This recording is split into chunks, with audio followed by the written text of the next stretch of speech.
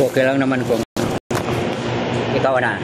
Pag sinabing Papa Jesus, sabi na sa Matthew 5, blessed are those clean of heart, for they will see God. Ang Diyos hindi makita dahil Espiritu, di ba?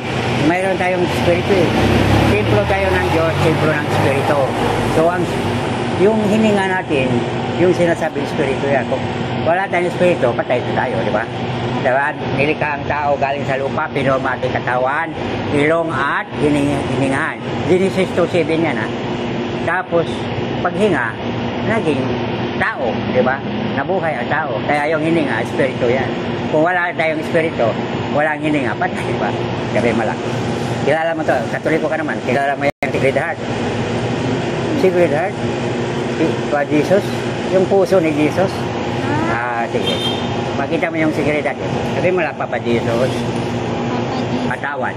Patawad. Ang isip sa buhay, pag hindi ng tawad, kahit nanay, tatay, magpatawad din ka pa nagsalita.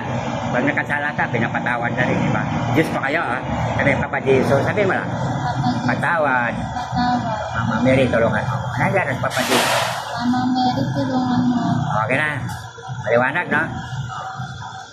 Lahat tayo mahal ng Diyos. Ngunit si Lord nagamit ng tao. Kasi ang Diyos hindi nakita.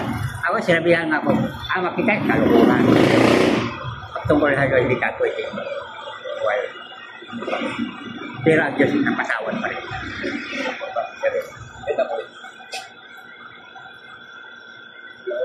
May tawag po kasi. Yeah. Alam mo, kaya mga our Father, di ba yung prayer natin? Our Father who art in heaven. Saan po kayo nagsisimba? Sa St. Peter, galing ako Quiapo. Sa St. Peter, galing ako. Pagpunta ako dito, Quiapo. Tapos, kung hindi, doon ako St. Peter. Sa Batata na pala kasi kaya sa rito rin. May bahay ako dyan sa likod na, sa Old Santa Mesa. May tulay na overpass. Nasa likod. Sa National House. Pero, pinapahan ko dyan. Tapos, nandun ako sa St. Peter, sa anak ko. Nabigyan na kita. Hawakan mo na ito. Pag sinabi mong ama, nandiyan siya. Ama, patawad. Hindi kitang patawad. Para makikita mo, para nakayakap siya. Nakangiti na. Maliwanag. Lord, nandiyan siya. Pero ini-ignore natin yung unconditional love niya, Lord. Okay na. Ang Lord kasi grabe ang kung iwanan ka ng nanay at tatay, ang Lord nandiyan. Walang ibang Diyos kasi siya. Ibang religion, parang naninira. Bakit? Katuloy ko sinisira para makuha ng buragi, para makuha nila. Pero kaya naman, Diyos. Hindi, kasi nandyan yung Espiritu. Wisdom 1, Wisdom 1:7.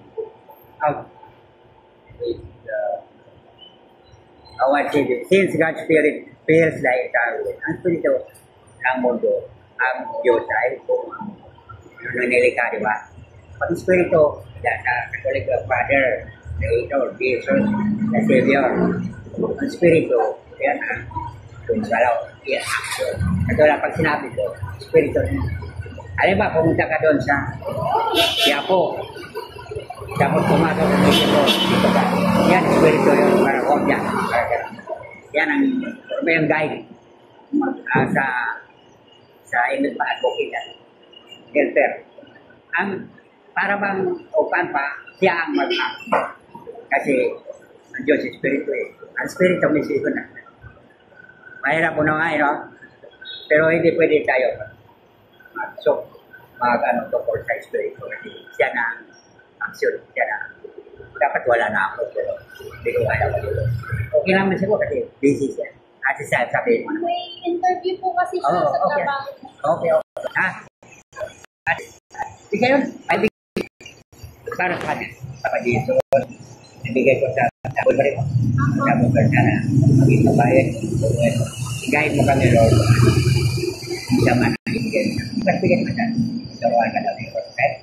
Ha? Ama, sabihin mo. Basta naman ba? Kasi kung di tayo ka nagbasabay, para tayong inosente. Mateo pa kita, tandaan mo. Lesia sa O 42.5. Akala ko pinto lang makita, pero nakita ni Hope. Sabi niya, magbasa ka ng Bible?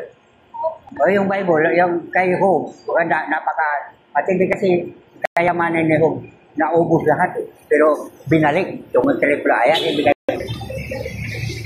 Makita pa naman, Lord, patawan ko. Sabi mo, Lord, patawan ko. Sige, si Jesus na nandiyan nakaharap na saka si Mama Mary makatagal. Kira, patawad ko. Patawad. Huwag siya lang kung wala ko meron. Depende naman sa'yo. Okay? Pag nagbasa tayo ng Bible, kausap ka Diyos. Dahil ang Biblia ay buhay na salita ng Diyos. Ang Biblia ay aklat sa lahat. Ang Biblia ay nakatakong yaman sa Diyos. Ang Biblia ay pag-ibig ng Diyos. Wala lang sa life and acting it, so everything is open in the eyes of God. Ito, pikit-matat. Yung Bible na kaupuan. Okay na? Pikit-matat yung Bible na kaupuan. Pikit-matat. Liwanag? Ang isip sa buhay natin, sa 5 oras o kailangan humingi ng tawad. Di ba? Ang tawad kasi, ano man ang denomination ng bilang Katoliko, kasi ang Katoliko, hindi na kaya dahil sa maraming denomination, di ba? Pero, isa lang naman ito. Pero hindi ako ninire. Pero ang Katoliko, ang ibig sabihin ng Katoliko, para sa universal. Kaya, kalat ang buong mundo ang Katoliko, di ba? Kasi, ang puro si Cristo. At tayo yung mga anak. Kapamagitan ng aking batong nito, Pedro Rock yan, ibig sabihin, na walang makatinag kahit ano naman yan. Diba? Katoliko ang sila sa buong mundo, diba? Siya ang pinaka. Pero Muslim, mahal pa rin kasi pangako yun eh. Ampun kasi yung Ismail. Pero mahal pa rin. Hindi kita iiwanan. Kaya hindi tayo pwede manira kahit anong reliyon eh. Kasi mahal tayo. Kasi nandiyan yung Bible. Kaya guys. Pero sabi ang Bible, pwede magbawal, pwede magdagdag. Kasi sa 25,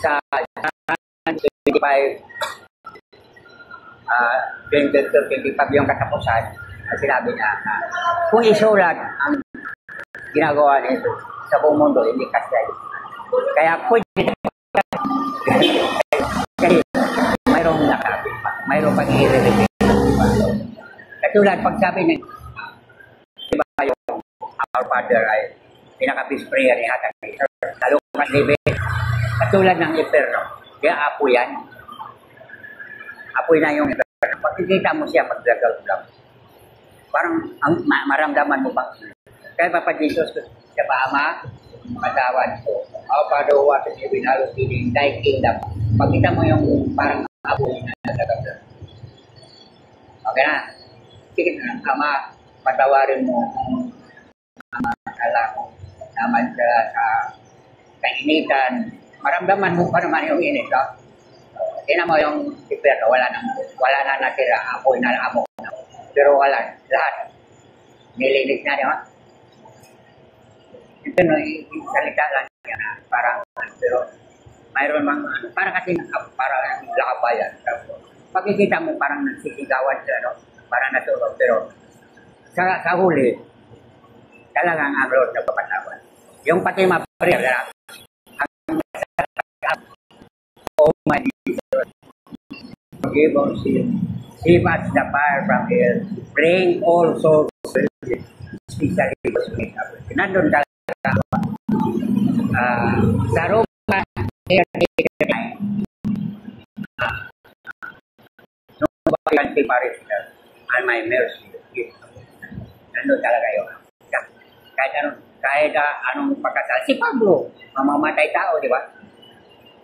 Pero, sino siya ni Lord, di ba? Bakit mo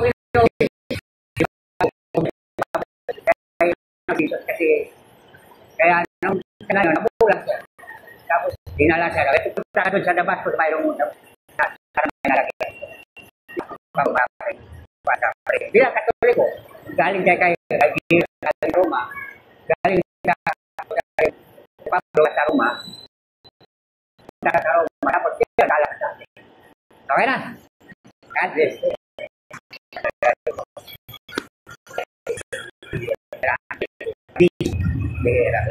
Siguro makita mo sa YouTube sa Panoorin na Kita mo. Makikita mo tungkol sa ito. Yung ginawa nila. Wala kasi. Kaya sabi niyo ako na yun. Yung pinapasyo. Wala. Wala akong play kasi ako ng work. Ayaw Let's. humingi ka. Ayaw nang humingi. Kasi alam na namin alam na kung pupuntahan mo. Lahat ng gagawin mo. Huwag ka na hinihingi. Kasi bakit ko ikaw nandiyan na siya eh. Alam niyo. Thank you. Alam na tayo. Tama ko eh. Dahil well done. Okay? Ano? Kaya sa gagawin din.